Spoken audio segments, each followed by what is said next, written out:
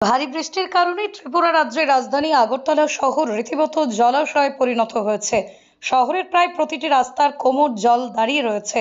আদালত চত্বরে পশ্চিম জেলা শাসকের অফিস থেকে শুরু করে মুখ্যমন্ত্রীর বাসভবনের সামনেও জল দাঁড়িয়ে রয়েছে।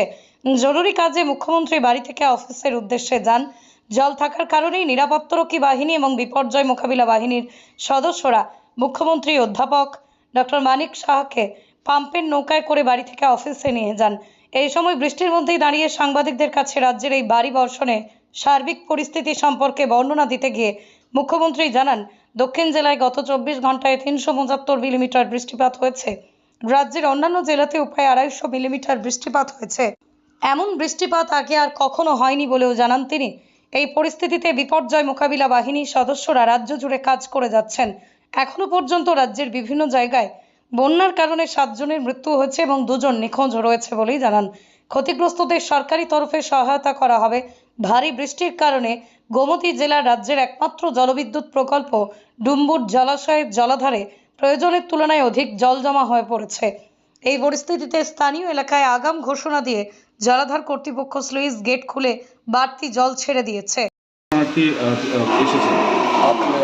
125 মিলি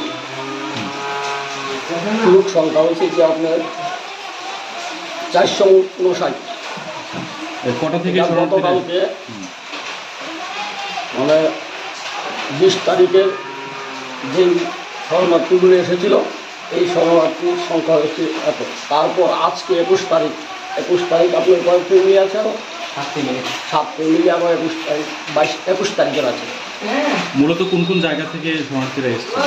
1 নম্বর ওয়ার্ড পশ্চিমবঙ্গ গ্রাম পঞ্চায়েতের 1 নম্বর ওয়ার্ড, 2 নম্বর ওয়ার্ড গোদারাঘাট। অবস্থা বুঝতেই পারছেন, সব চারিদিকে জল। এত বৃষ্টি তো আর কখনো হয়নি। সাউথ ডিস্ট্রিক্টে যা আমার কাছে খবর আছে প্রায় 375 মিলিমিটারের মতো বৃষ্টিপাত হয়েছে। অন্য জায়গায়ও আমি যে শুনেছি প্রায় 250 এরকম 350। তো এরকম বৃষ্টি তো আর কখনো ত্রিপুরাতে মানে আমার জানা মতে হয়নি।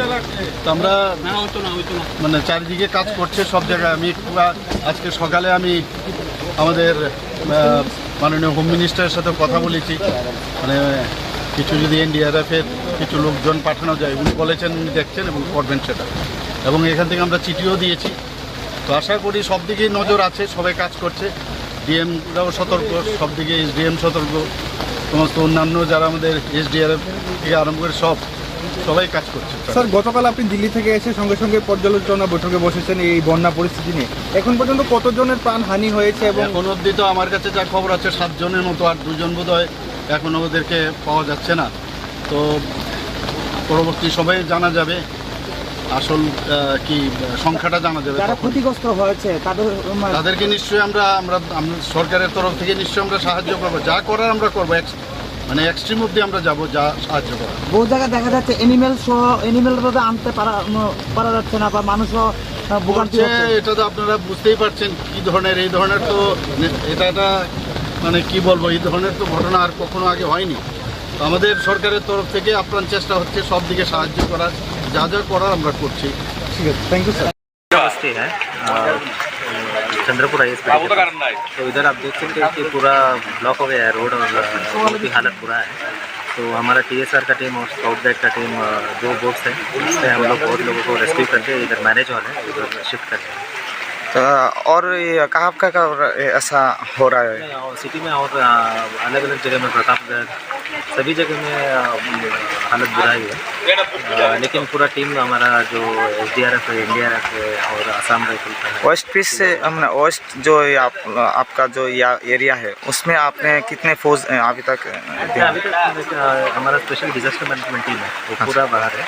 तो अलग अलग टीम्स हैं, अलग अलग एरियाज में डिपेंडिंग ऑन सिचुएशन उनको हम लोग डिस्कस किया है।